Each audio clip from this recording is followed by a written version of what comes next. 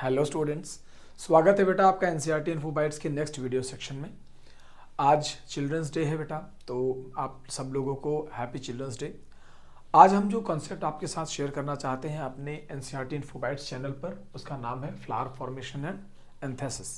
सबसे पहले दो बातों से हमारी शुरुआत होगी। फ्लावर फॉर्मेशन, जिसमें हम ये बोलते हैं कि जब वेजिटेटिव बड यानी वेजिटेटिव टिप अगर फ्लोरल टिप में कन्वर्ट हो जाए, यानी फ्लावर बनाने के लिए वो टिप तैयार हो जाए, तब हम इस प्रोसेस को फ्लावर फॉर्मेशन और यानी ये जो एंथेसिस वर्ड मैंने लिखा है, ये फ्लोरल बड ओपनिंग के इवेंट को कहा जाता है बेटा। यानी ओपनिंग ऑफ फ्लोरल बड को एंथेसिस कहा जाता है और वेजिटेटिव टिप का फ्लोरल टिप में कन्वर्ट हो जाना एग्जैक्टली फ्लावर फॉर्मेशन कहलाता है। आइए मैं शुरुआत करता हूं इस चीज की। सबसे पहले तो आपको मैं बता दूं कि जिसे हम और आप फ्लावर कहते हैं वो कुछ और नहीं बल्कि मॉडिफाइड शूट है with modified leaf. Modified shoot with modified leaves, यानी एक ऐसा मॉडिफाइड शूट जिसमें लीव्स भी मॉडिफाई हो गई। जो ये मॉडिफाइड लीव्स हैं, ये कहीं ना कहीं दो बातों से और कैरेक्टराइज की जा सकती हैं। यानी कि फ्लावर में दो और चीज़ें हैं डॉक्टर्स। फॉरमोस्ट इज कि जब भी फ्लावर बनता है तो हम यहाँ पर ये बोलते हैं कि कंडेंस्ड शूट हो जाता है, यानी कि इसका जो शूट है वो कंडेंस होकर, छोटा होकर ये कन्वर्ट होकर बन जाता है थैलेमस।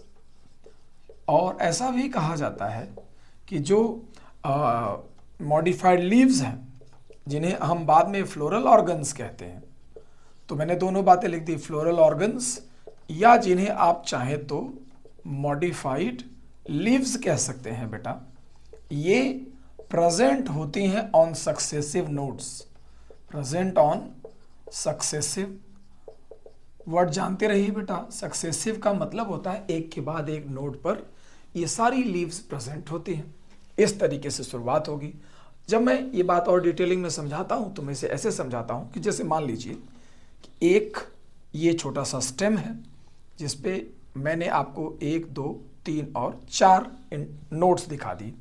थोड़े समय बाद की इसी की सिचुएशन मैंने ऐसे करके बताया कि 1, 2, 3 और 4 नोट दिख रहे हैं। कुछ समय बाद की इसी की सिचुएशन क्या होने वाली है वो आप ध्यान से समझिए।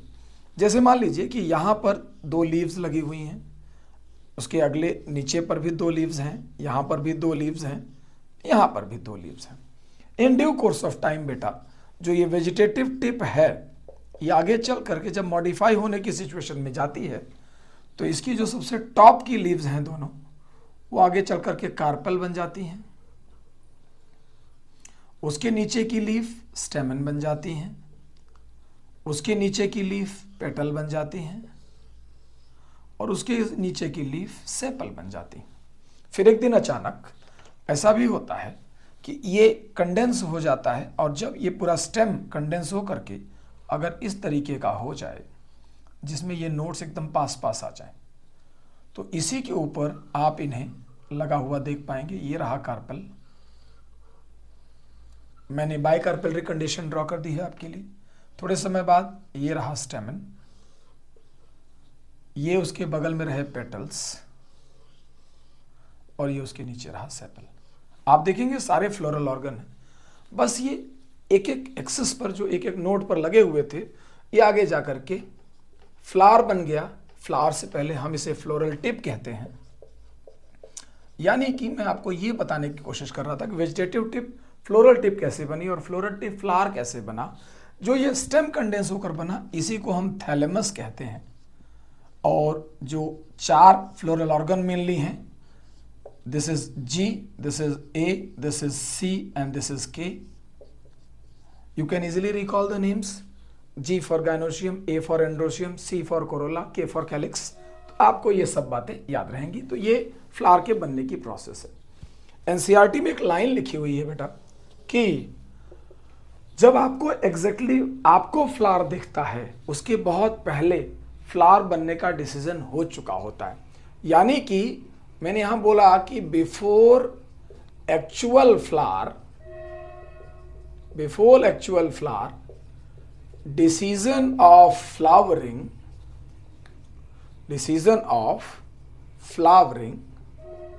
is taken place. प्लांट जो है, फ्लावर आपको हमको जब दिखता है उसके बहुत पहले फ्लावरिंग का डिसीजन ले चुका होता है बेटा. And one most important thing जो कि आपको यहाँ पर रिमार्केबली मैं याद कराना चाहूँगा वो ये है कि अलग अलग तरीके के स्ट्रक्चरल और हार्मोनल चेंजेस होते हैं. स्ट्रक्चरल एंड हार्मोनल चेंजेस होते हैं जो फ्लावर को बनाने में बहुत इंपॉर्टेंट हेल्प करते हैं. कैसे पता चलता है इस बात को भी आप अलग से समझिए. बहुत इंपॉर्टेंट कॉन्सेप्ट है कि अगर ऐसे करके एक हमने बोला कि एक स्टेम है, एक शूट है जिसके ऊपर यहाँ पर एक वेजिटेटिव टिप है. मान लीजिए ये एक वेजिटेटिव टिप है और यहाँ से एक पेटियोल निकलता है और ये आपके सामने एक लीफ है. राइट बेटा, इस तरीके से आपकी बुक में एनसीईआरटी में एक बड़ा अच्छा केस स्टडी मेंशन किया है उन्होंने कि जब भी, अगर हम ध्यान से समझें, थोड़ा हम लीफ के इस पार्ट को क्लीन कर ले रहे हैं क्योंकि हमें यहाँ कुछ नया समझना है. क्या होता है कि जब भी इसने बोला कि इस लीफ पर सूटेबल फोटो पीरियड जब पड़ता है, तो यहाँ मैंने इस एरो के पास लिख दिया कि जब इसको सूटेबल फोटो पीरियड यानी कि जिस डे लेंथ में प्लांट फ्लावरिंग कर सकता है जब वो मिल जाता है, तो यहाँ पर एक पिगमेंट रहता है डॉक्टर्स जिसका नाम है फाइटोक्रोम. फाइटोक्रोम नाम का पिगमेंट जब सूटेबल फोटो पीरियड को पाता है तो अपने पास एक दूसरे सब्सटेंस को एक्टिवेट करता है. इस एरो पर एक्टिवेशन का सिंबल लगा देता हूं प्लस. इसको ये एक्टिवेट करता है और इस सब्सटेंस का नाम है फ्लोरिजिन. क्या है? फ्लोरिजिन. इसके बारे में लिखा एनसीईआरटी में कि एक हाइपोथेटिकल हार्मोन है बिकॉज इसका नेचर, मैंने क्या वर्ड यूज किया कि ये एक तरीके का हाइपोथेटिकल हार्मोन है. ये क्वेश्चन नीट 2022 का क्वेश्चन है, इस बात का ध्यान रखिएगा. नीट 2022 का क्वेश्चन है कि जब सनलाइट आती है तो उसे कौन रिसीव करता है, तो उसका आंसर है कि सनलाइट को लीव्स के थ्रू रिसीव किया जाता है, ना कि टिप के थ्रू. अब सुनिए आगे की बात कि ये जो फ्लोरिजन नाम का सब्सटेंस है ये यहाँ से चलकर और वेजिटेटिव टिप तक जाता है और इस सब्सटेंस की वजह से बेटा ये जो वेजिटेटिव टिप पहले से थी ये आगे जा करके फ्लोरल टिप बन जाती है, यानी कि फ्लावर बन जाता है. एक वर्ड यहाँ पर है कि फ्लोरल प्रिमोर्डिया बन जाते हैं. तो आपको ये समझना पड़ेगा कि फ्लावरिंग के लिए लीव्स आर एंटेना. अगर कोई लीव्स की बात करे तो कहा जाता है कि leaves are antenna for flowering. यानी कि अगर कभी किसी प्लांट में आपको फ्लावरिंग नहीं चाहिए तो आप उसकी लीफ सारी तोड़ दीजिए, कोई भी फ्लावरिंग फर्दर नहीं होगी.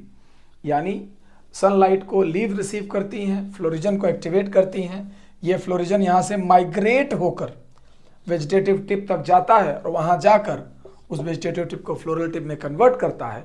ये प्रोसेस फ्लावरिंग की एक प्रोसेस है. इस तरीके से फ्लावर का अरेंजमेंट और फॉर्मेशन और फिर फ्लोरल बड ओपनिंग के कंडीशन के दौरान भी हम इसी तरीके से बात करते हैं. तो ये एक इंपॉर्टेंट इन्फॉर्मेशन आपके लिए. प्लीज़ इसे अच्छे से रिटेन करिए, रिवाइज करिए. आपके नीट में बड़े इंपॉर्टेंट क्वेश्चन इससे सॉल्व हो जाएंगे. टेक केयर बेटा.